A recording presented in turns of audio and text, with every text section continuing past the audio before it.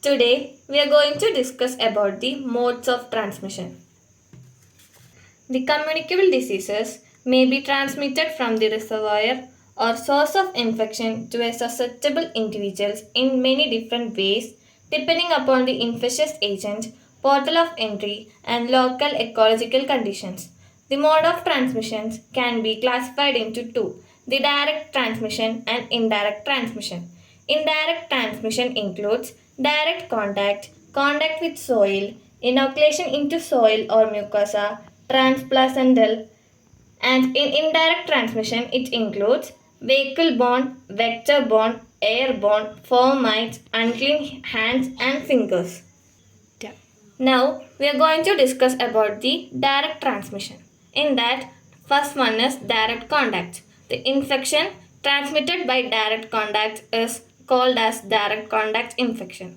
The direct contact can be from skin to skin, mucosa to mucosa, mucosa to skin of same or another person.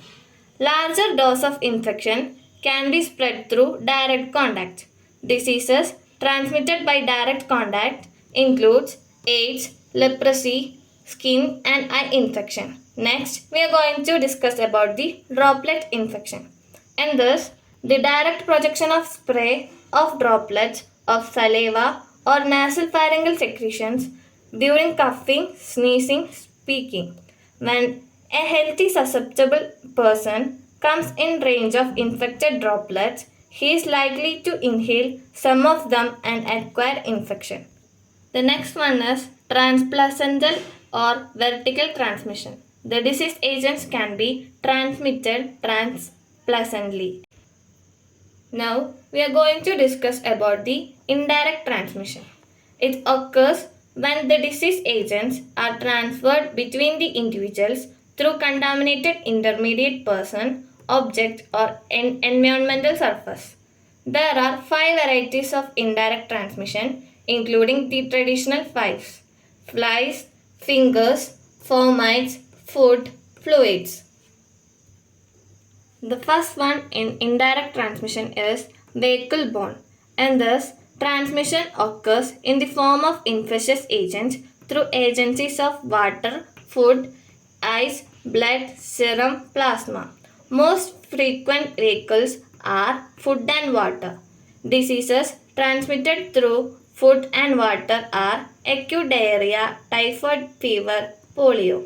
Diseases transmitted through blood are hepatitis B, malaria, syphilis. The next one is vector-borne. In infectious diseases, vector is defined as an arthropod or any living carrier that transport an infectious agent to a susceptible individual.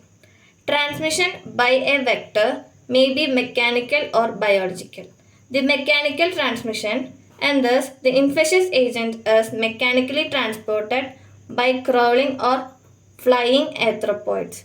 There is no development or multiplication of infectious agents.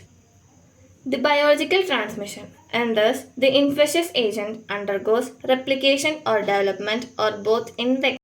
The next one is airborne. These are type of particles implicated in spread of airborne infection, dust particles. The diseases spread by droplet nuclei includes chickenpox, influenza, COVID-19. The next one is fomite-borne. These are inanimate articles or substances other than water or food contaminated by the infectious discharges from a patient and capable of harboring and transferring the infectious agent to a healthy person.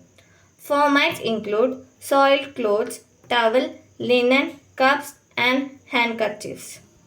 The disease transmitted by fomites include diphtheria, typhoid fever, hepatitis B.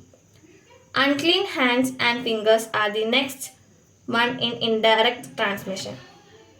Unclean hands and fingers. Hands are the most common medium by which pathogenic agents are transferred to food from skin, nose, bowels. The transmission can happen in both direct and indirect. Example: dysentery, hepatitis A, typhoid fever. The lack of personal hygiene favors the transmission from person to person. I hope everyone had understood the topic